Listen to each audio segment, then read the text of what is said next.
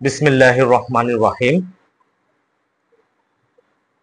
আমি আজকে হাদিসে কুদসি থেকে একটা হাদিসের বর্ণনা করব, যে জান্নাতে যে ব্যক্তি সবচেয়ে শেষে যাবে সে ব্যক্তির কি অবস্থা হবে।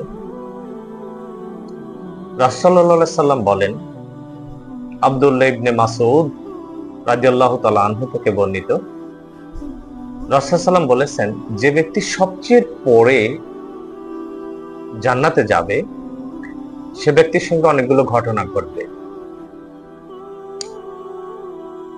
ওই ব্যক্তিটা জাহান্নামের পথ পাড়ি দেওয়ার সময় অনেক হুঁচট খাবে, কখনো আগুনের মধ্যে পড়ে যাবে, সেখান থেকে উঠবে, ক্লান্ত শ্রান্ত হয়ে সেই জাহান্নামের পথ পাড়ি দিতে চাইবে। একটা পর্যায়ে আল্লাহ সুবহানাহু ওয়া তাআলার অশেষ রহমতে সে জাহান্নামের ওই পথটা পাড়ি দেবে, এবং পাড়ি দেওয়ার পরে সে তো অত্যাধিক ক্লান্ত থাকবে এবং শরীর পুরা যন্ত্রণা, বিভিন্ন রকম সমস্যায় জর্জরিত থাকবে। তো আল্লাহ সুবহানাহু ওয়া তাআলা ওই ব্যক্তি যখন পাড়ি দেবে জাহান্নামের পথটা জান্নাতের পথের দিকে, তো পাড়ি দেওয়ার পরই, জাহান্নামের সীমানা শেষ করার পরই যখন চলে যাবে, তখন আল্লাহ সুবহানাহু ওয়া তাআলা একটা সুন্দর বৃক্ষ তার জন্য সামনে উপস্থাপন করবে, একটা গাছ, ছায়াযুক্ত গাছ। তো ওই ব্যক্তি বলবে, হে আল্লাহ, তুমি আমাকে ওই গাছের নিচে আশ্রয় দাও। তুমি জানো আমি ক্লান্ত শ্রান্ত, আমি খুব তৃষ্ণার্ত, আমি ওই গাছের পানি গ্রহণ করতে চাই, গাছের রস গ্রহণ করতে চাই। আল্লাহ সুবহানাহু ওয়া তাআলা তখন বলবেন, আমি কি তোমাকে জাহান্নাম থেকে বাঁচাইনি? তুমি কি আরো আমার কাছে এই ফ্যাসিলিটি চাচ্ছ?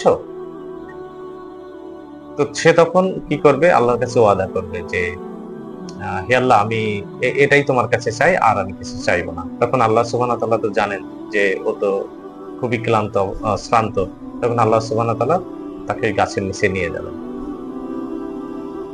তো সেই গাছের নিচে যাবে, গাছের পানি খাবে, রস খাবে, এবং সে সুস্থ হয়ে যাবে অনেকটা।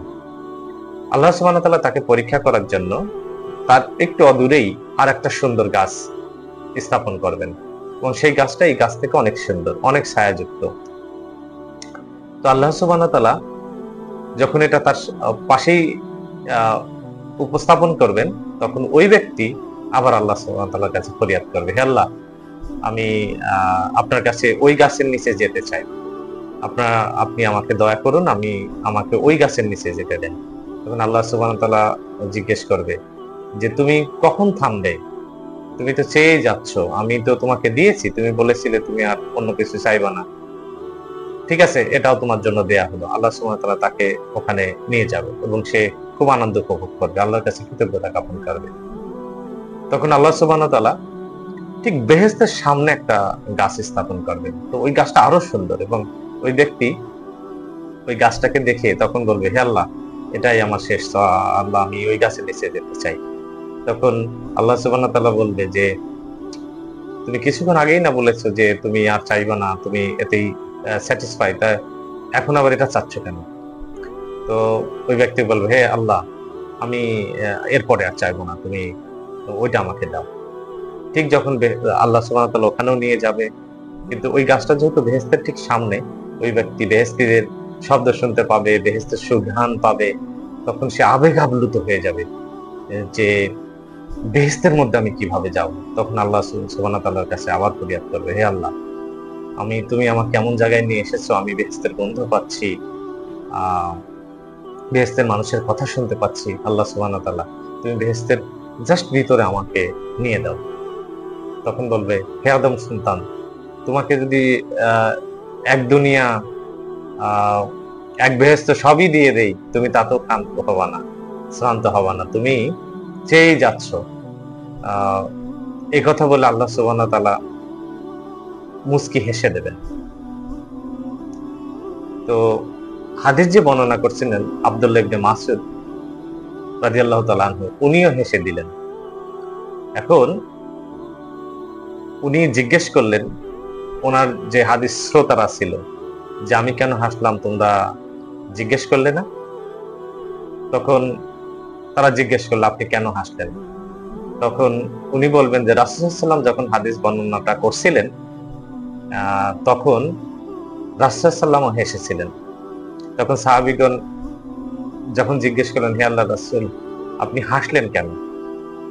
তখন আল্লাহ রাসূল বললেন যে ওই ব্যক্তি যখন জান্নাতের মধ্যে যেতে চাইলেন, তখন আল্লাহ সুবহানাহু ওয়া তাআলা তখন ওই ব্যক্তিকে বললেন যে তুমি কি এর পরও আরো চাইবা? এক দুনিয়া দিলে, এক বেহেশত দিলেও তো তুমি ক্ষান্ত হবে না। তখন ওই ব্যক্তিটা বলছিল যে হে আল্লাহ, আপনি কি আমার সঙ্গে উপহাস করছেন?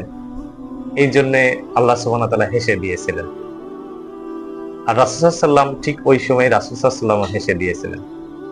তো আল্লাহ সুবহানাহু ওয়া তাআলা যখন হেসে দিলেন, ওই বান্দা বলল, হে আল্লাহ, আপনি কি উপহাস করছেন? তখন আল্লাহ সুবহানাহু ওয়া তাআলা বললেন, না আমার বান্দা, আমি উপহাস করছি না। আমি তোমাকে দেখাচ্ছি আমার মহত্ব কত বড়, আমার দান কত বড়, আমার ইচ্ছার প্রতিফলন কত বড়। আমি তোমাকে উপহাস করছি না। তো এইখান থেকে আমরা কি বুঝলাম? যে আল্লাহ সুবহানাহু ওয়া তাআলা তার মহত্বকে প্রকাশ করেন, তার বরত্বকে প্রকাশ করেন, এবং তিনি যে আমাদের আল্লাহ, তিনি যে আমাদের সবকিছু দিবেন, এই জিনিসটা প্রকাশ করে। আর মানুষ প্রবৃত্তি মানুষ প্রকাশ করে। মানুষ যে শুধু পাইতে চায়, মানুষ যে একটা স্যাটিসফ্যাকশন হয় না, বারবার একটা থেকে একটা, সেটা থেকে অন্যটা, মানে এর যে চাহিদার কোনো শেষ নাই। এটা পৃথিবীতেও যেমন, পরকালেও এই ঘটনাটা ঘটবে।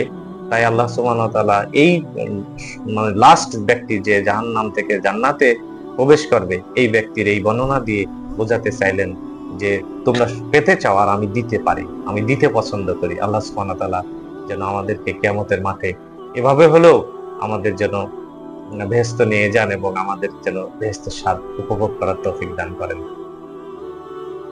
তখন সাহাবীগণ যখন জিজ্ঞেস করলেন, হে আল্লাহর রাসূল, আপনি হাসলেন কেন? তখন আল্লাহ রাসূল বললেন যে ওই ব্যক্তি যখন জান্নাতের মধ্যে যেতে চাইলেন, তখন আল্লাহ সুবহানাহু ওয়া তাআলা তখন ওই ব্যক্তিকে বললেন যে তুমি কি এর পরও আরো চাইবা? এক দুনিয়া দিলে, এক বেহেশত দিলেও তো তুমি ক্ষান্ত হবে না। তখন ওই ব্যক্তিটা বলছিল যে হে আল্লাহ, আপনি কি আমার সঙ্গে উপহাস করছেন? এই জন্য আল্লাহ সুবহানাহু ওয়া তাআলা হেসে দিয়েছিলেন। আর রাসূল সাল্লাল্লাহু আলাইহি ওয়াসাল্লাম ঠিক ওই সময় রাসূল সাল্লাল্লাহু আলাইহি ওয়াসাল্লাম হেসে দিয়েছিলেন।